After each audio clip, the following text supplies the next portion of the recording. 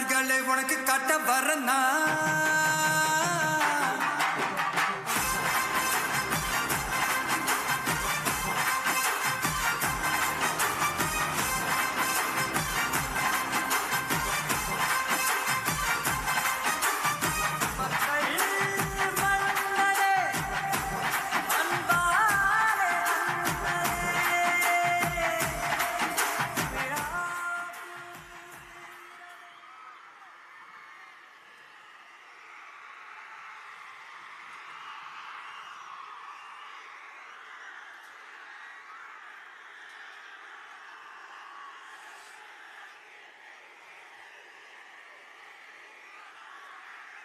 என் நெஞ்சில் குடியிருக்கும்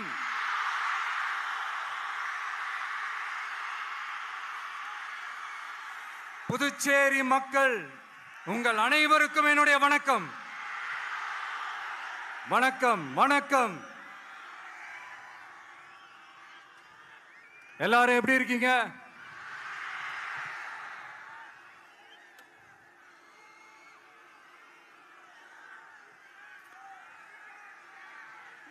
இந்த ஒன்றிய அரசுக்கு தான்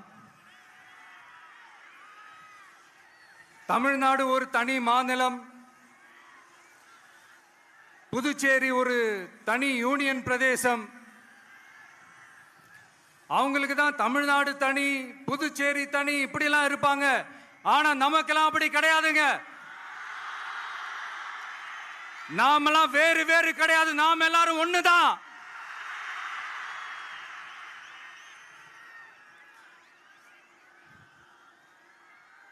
தமிழ்நாடும் புதுச்சேரியும் தனித்தனியாக இருந்தாலும் நாம் எல்லாரும் ஒண்ணுதான். நாம் எல்லாரும் சொந்தம் தான்.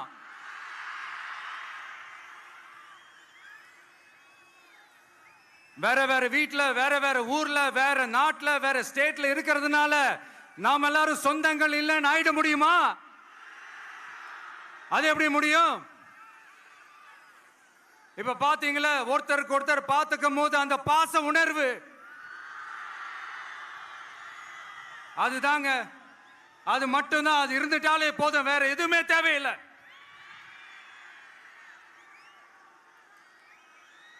அதனால தமிழ்நாடு, புதுச்சேரி, கேரளா, கர்நாடகா, ஆந்திரா மட்டும் இல்ல, உலகத்துல எந்த மூலையில நம்ம வகைரா இருந்தாலும் அவங்க எல்லாருமே நம்மளோட உயிர் தான். அவங்க எல்லாருமே நம்மளோட உறவு தான்.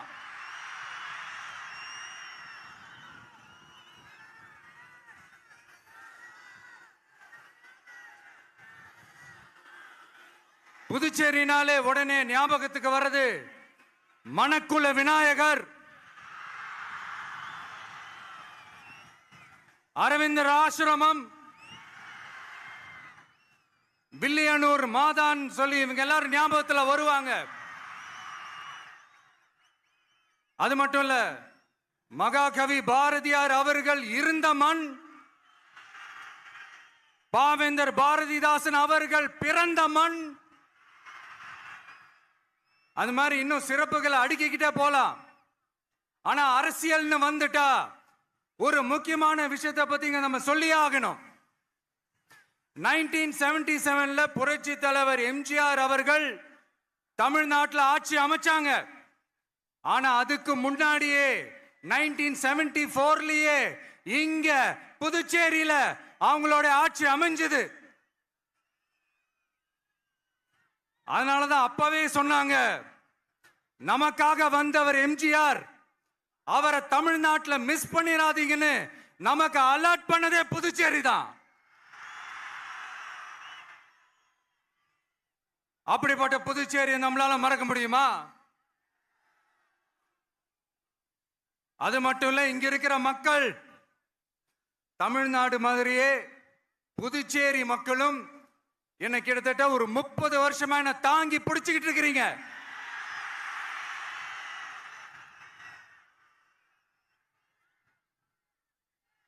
அதனால இந்த விஜய் தமிழ்நாட்டுக்கு மட்டும்தான் குரல் கொடுப்பான்னு நினைக்காதீங்க. அப்படி பண்ணாத தவறு. புதுச்சேரி மக்களுக்கும் சேர்த்து தான் குரல் கொடுப்பான். அது என்னுடைய கடமையும் கூட. அதனாலதான் இங்க நீங்க ஃபேஸ் பண்ற பிரச்சனைகளை பத்தி இன்னைக்கு நான் பேசுறதுக்காக வந்திருக்கிறேன். அது மட்டும் இல்ல, இந்த புதுச்சேரி கவர்மெண்ட்டை பத்தி நாம சொல்லியே ஆகணும். இது டெஃபினட்டா தமிழ்நாட்டில் இருக்கிற மாதிரி நம்ம திமுக கவர்மெண்ட் மாதிரி கிடையவே கிடையாது. ஏன்னா வேற ஒரு அரசியல் கட்சி நடத்துற நிகழ்ச்சியாகவே இருந்தாலும் அந்த நிகழ்ச்சிக்கு தன்னெழுச்சியா வர நம்ம மக்களுக்கு பாதுகாப்பு கொடுத்து பாரபட்சமே காட்டாம இந்த கவர்மெண்ட் நடந்துகிட்டு இருக்கிறாங்க. அப்படிப்பட்ட இந்த புதுச்சேரி கவர்மெண்ட்டுக்கும் நம்ம புதுச்சேரி சிஎம் சார் அவர்களுக்கும் இந்த நேரத்தில் என்னுடைய மனப்பூர்வமான நன்றிகளை தெரிவிச்சுக்கிறேன். இத பார்த்தாவது தமிழ்நாட்டில் இருக்கிற அந்த திமுக கவர்மெண்ட் கத்துக்கிட்டா நல்லா இருக்கும்.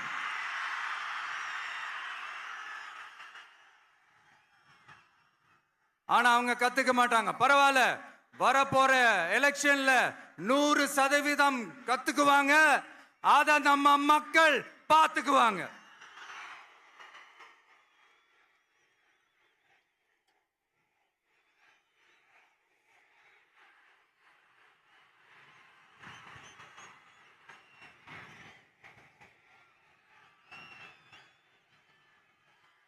புதுச்சேரியில் இருக்கிற கவர்மெண்டோட கூட்டணி ஆட்சியில இருந்தாலும் புதுச்சேரிய ஒன்றிய அரசு எதிலையுமே கண்டுக்கல என்றது புதுச்சேரி மக்களான உங்களுக்கு நல்லாவே தெரியும். மாநில அந்தஸ்து கோரிக்கையை மட்டுமா கண்டுக்கல, இங்க வளர்ச்சி ஏற்படவும் துணை நிக்கவே இல்லைன்னு கேள்விப்படுறோம். இந்த புதுச்சேரிக்கு இன்னும் மாநில அந்தஸ்து கொடுக்கல. மாநில அந்தஸ்து வேணும்னு கேட்டு பல முறை சட்டசபையில் தீர்மானம் போட்டு ஒன்றிய அரசுக்கு அனுப்பி வச்சுக்கிட்டே இருக்கிறாங்க. இந்த வருஷம் கூட மார்ச் மாசம் 27ஆம் தேதி 2025 அன்னைக்கு ஒரு தீர்மானம் போட்டாங்க. அது மாநில அந்தஸ்து வேணும்னு கேட்டு ஒன்றிய அரசுக்கு அனுப்புற 16வது தீர்மானம். புதுச்சேரி காரைக்கால் பகுதிகளில் மூடப்பட்ட 5 மில்கள், பல்வேறு தொழிற்சாலைகளை மீண்டும் திறக்கிறதுக்கு இதுவரைக்கும் ஒரு துரும்ப கூட கிள்ளி போடல. பல்லாயிரக்கணக்கான இளைஞர்களோட வேலை வாய்ப்புக்காக எதையுமே செய்யல. இங்க ஒரு ஐடி கம்பெனி உருவாகணும்ன்ற எண்ணமே இல்லை. அதை பத்தி யார் பேசினாலும் அது அவங்க காதல விழவே விழல. இங்க ஒரு அமைச்சரை ஊழல் குற்றச்சாட்டுல பதவி விட்டு நீக்கப்பட்டு அந்த இடத்துக்கு இன்னொருத்தரை நியமிச்சு 200 நாள் ஆச்சு. இன்னும் அவருக்கு ஒரு இலாக்காவே தரல. இந்த செயல் சிறுபான்மை மக்களை அவமானப்படுத்துறதுன்னு அந்த மக்களே சொல்றாங்க. புதுச்சேரியோட முக்கிய அங்கமாக இருக்கிற காரைக்கால், மாகே, ஏனாம் பகுதிகளில் எல்லாம் முன்னேற்றமே இல்லைன்னு அந்த பகுதி மக்கள் சொல்லிக்கிட்டே இருக்கிறாங்க. குறிப்பா காவிரியோட கடைமடை பகுதியான காரைக்காலை மொத்தமா கைவிட்ட மாதிரி தான் இருக்குது. இது எல்லாமே முன்னேற்றம் அடையணும். டூரிஸ்ட் பிளேஸ் ஆன புதுச்சேரியில போதுமான அளவு பார்க்கிங் வசதி இல்ல, போதுமான அளவு கழிப்பறை வசதி இல்ல. இதெல்லாமே மேம்படுத்தணும். புதுச்சேரி கடலூர் மார்க்கமான ரயில் திட்டம் வேணும்ங்கிறது நீண்ட கால கோரிக்கை. புதுச்சேரி மக்களுக்கு ஒன்னே ஒண்ணுதான் சொல்லணும், இந்த திமுகவை நம்பாதீங்க. அவங்களுக்கு உங்களை நம்ப வச்சு ஏமாத்துறது தான் அவங்க வேலையே. நான் சொன்ன பல கோரிக்கைகளை எல்லாம் தீர்த்து வைக்கிறதுக்கு நம்ம புதுச்சேரி கவர்மெண்ட்டுக்கும் அதோட மக்கள் திட்டங்களுக்கும் ரொம்ப அக்கறையா உண்மையா துணை நிற்கிறோம். தமிழ்நாட்டை ஒதுக்குற மாதிரி புதுச்சேரியும் ஒதுக்க கூடாதுன்னு நாங்க கேட்டுக்கிறோம். கிட்டத்தட்ட 20 லட்சம் பேர் வாழ்ற யூனியன் பிரதேசமான புதுச்சேரி மத்திய நிதி குழுவில் இடம்பெறவில்லை.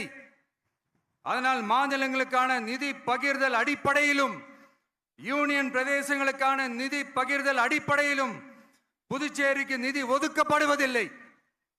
அதனால ஒவ்வொரு ஆண்டும் புதுச்சேரிக்கு தோராயமாகவே மத்திய அரசு நிதியை விடுவிக்கிறது.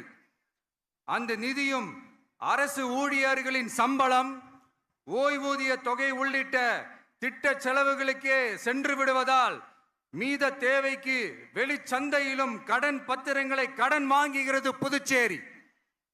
இந்த நிலைமை மாறணும்னா ஒரே வழி, மாநில அந்தஸ்து நம்ம புதுச்சேரி மக்களோட பல்லாண்டு கால கோரிக்கை. புதுச்சேரிக்கு போதுமான நிதி வரத்து இல்லாததுனால வெளியே கடன் வாங்க வேண்டியதா இருக்கு.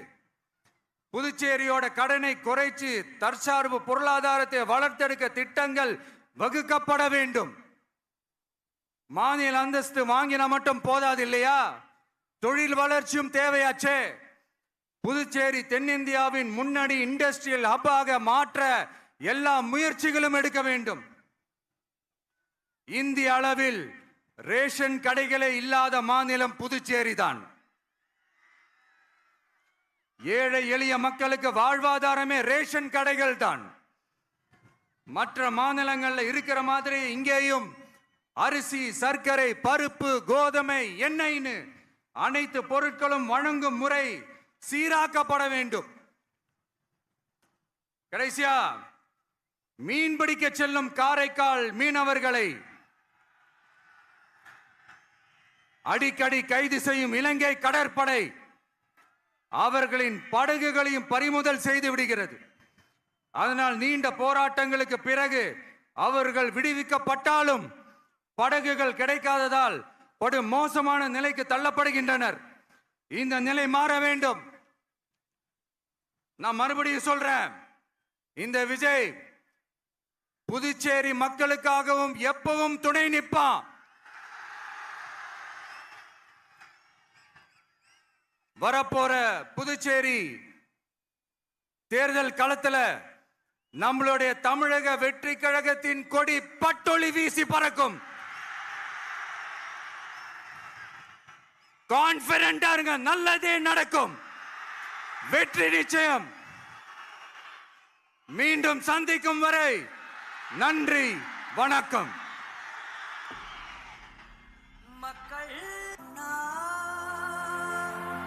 எங்க உரிமையின் காவல்.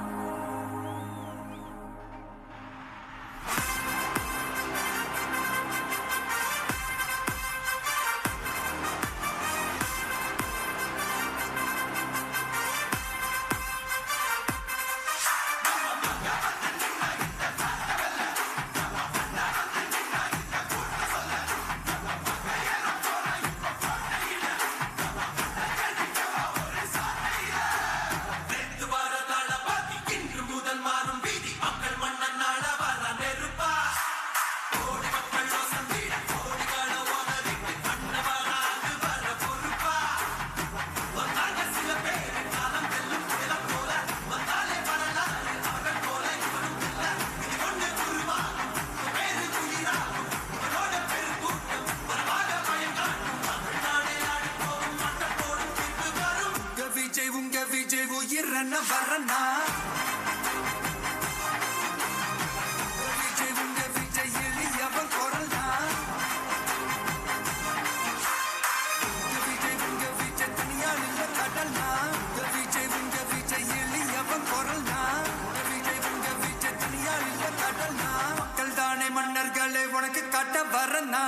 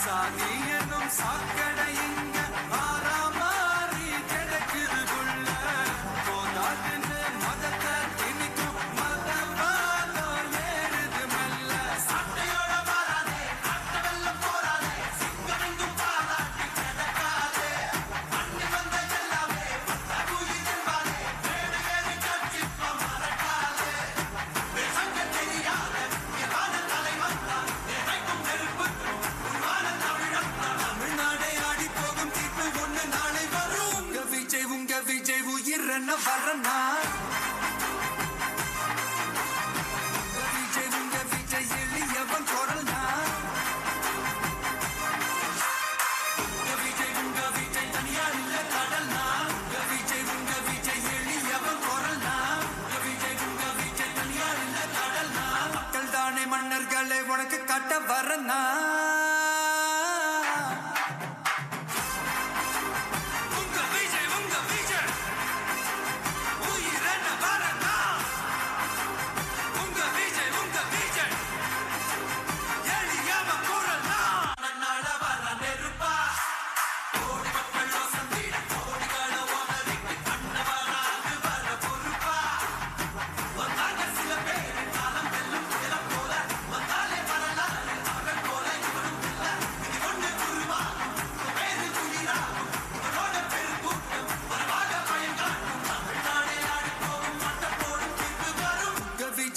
விஜய் உயிரன வரனா விஜய் உங்க விஜய் எளியவன் குரல்னா விஜய் உங்க விஜய் தனியா இல்ல கடல்னா விஜய் உங்க விஜய் எளியவன் குரல்னா